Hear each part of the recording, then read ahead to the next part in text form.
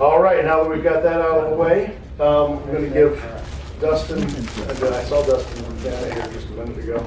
I'm going to give him the floor for a few minutes, let him talk about happenings at the LNC.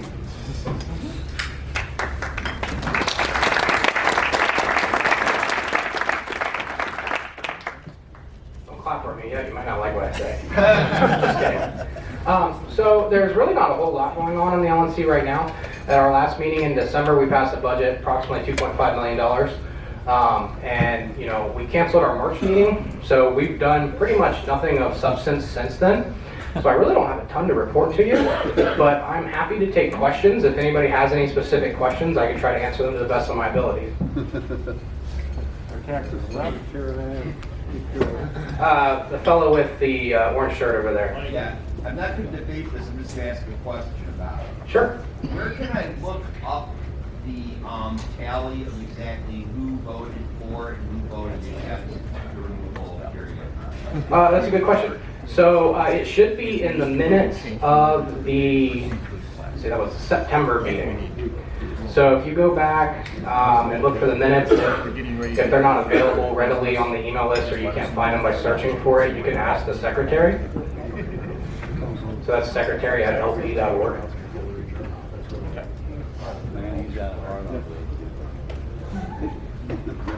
Tell us about the $2.5 million budget.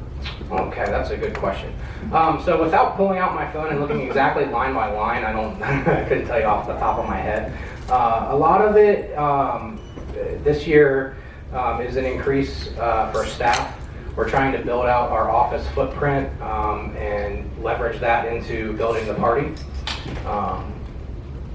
If that kind of answers your question, or if you have maybe a more specific question I can answer, but gentleman at the mic. Yeah, hi. I was just wondering if you had maybe published or keeping track of all the resolutions condemning the LNC that seem to happen on about a every other day basis, because it's confusing for me as somebody who doesn't watch the meetings to keep track of it all. Thanks. Yeah, you know, I can honestly say I don't keep track of resolutions condemning the LNC.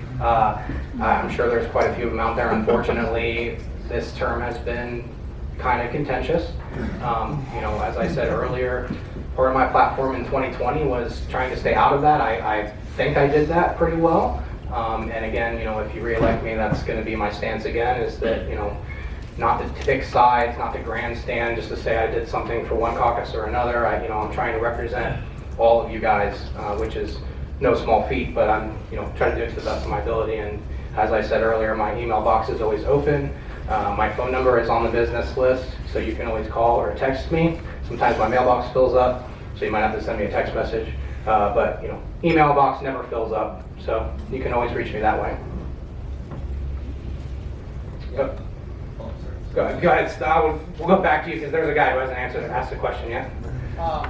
Shannon, what's the current status on 50 state ballot access, and where are we on fundraising for that? We have 40-some states.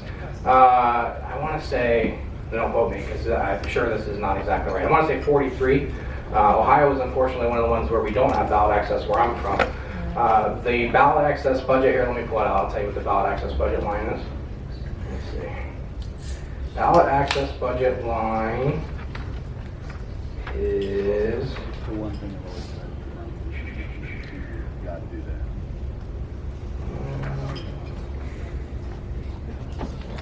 it's a little under $200,000 for ballot access. The biggest expenditure right now that we're making is in the state of Alabama. There's an ongoing drive in Alabama right now. There's also, the executive committee hasn't authorized this expenditure yet, but there's also a ballot access drive going on in Vermont. So I think it's Vermont.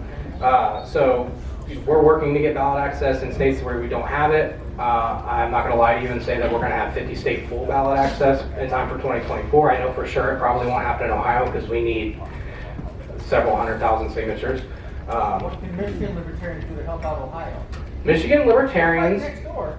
yeah, Michigan Libertarians can come down across the state border and petition, yes, oh sorry, I have to do this for the guy in the back. So I'm sure I might lose votes over this, but OH. Ohio! Yeah, I know. If you still want to help me after that. Michigan folks can come down just across the state border and collect signatures for our ballot access drive, so we are allowed to use out-of-state petitioners. So if you're so inclined and you live close to the border or whatever, and you're just down visiting, you can contact either myself or the chair at lpo.org, and we will make sure to have somebody meet you somewhere and get you petitions, and then you can just go collect from registered voters in Ohio. It's fairly straightforward. You just collect by county, and then you have to sign the back of the sheet with the total number of signatures when you're done. Okay, thank you. Is that one up front? Yeah, it was, oh yeah, bylaws. How do we get a hold of the people on the bylaws committee to have some input as far as things we'd like them? That's a good question. I don't know who the chair is because I don't follow the bylaws committee that closely. I know that Ken Molman is on it, so if you email vicechair@lpe.org, he could probably let you know. I know they've met a couple of times, and they'll continue to meet until the convention. I know that they've got some proposals in the works.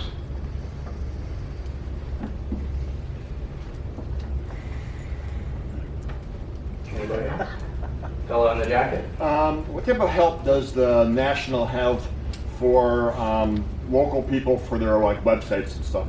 It's a good question. So I don't know if this program is still ongoing. I assume it is. The national CRM used to be able to be leveraged to set up state or local county websites for states that are already on the national CRM. I'm not sure if you are. I think you guys are. Okay. That's right. So you should be able to leverage that to make local pages, event pages, stuff like that. The best person to go through would be whoever is doing this, whoever's the head of your CRM, whoever's your point of contact here in Michigan. I'm not sure who that person is, maybe your IT director or whatever. You would go to them and tell them what you're trying to do, and then theoretically that person would go to the national party and say, hey, this is the page we need built, and then they would, when they get to it, we'll build it. If that answers your question. Okay, thank you. Back left corner. More a comment. I've made this comment to the national office before, but it would be a tremendous service if somebody at national could tell us at the state and local level what the secret is to get Facebook to take your money in order to advertise for candidates and for our parties. So I can kind of answer that personally because I've been involved in local campaigns myself, and I was recently campaign manager for a fellow who ran for city council in my city and actually won. Facebook is always changing. As of right now, you have to have a EIN number with the IRS. You have to have you have to have somebody who's willing to scan in their driver's license to Facebook and then send it in. And then they will send you you can either do it by snail mail, or I think they still do email. They might do snail mail only now. They will mail you this confirmation password that you can then put in to authorize you. As of right now, I think those are the only requirements. I think you also have to have a bank account set up. Yeah, just speaking on the same thing, people in this group, I was the campaign manager for Jorgensen here, and essentially a couple weeks before the election, they shut down a whole bunch of our candidates, the Michigan candidates, people that had positions in the party that had previously done what you just said. We didn't have anybody to talk to. Yeah, unfortunately, after 2016, with the whole paranoia surrounding the whole Russian, whatever you want to call it, Facebook decided to get much, much more strict on who can run paid ads. And if you're running a paid ad for a political candidate, you have to jump through all those hoops that I described earlier, and then sometimes even more.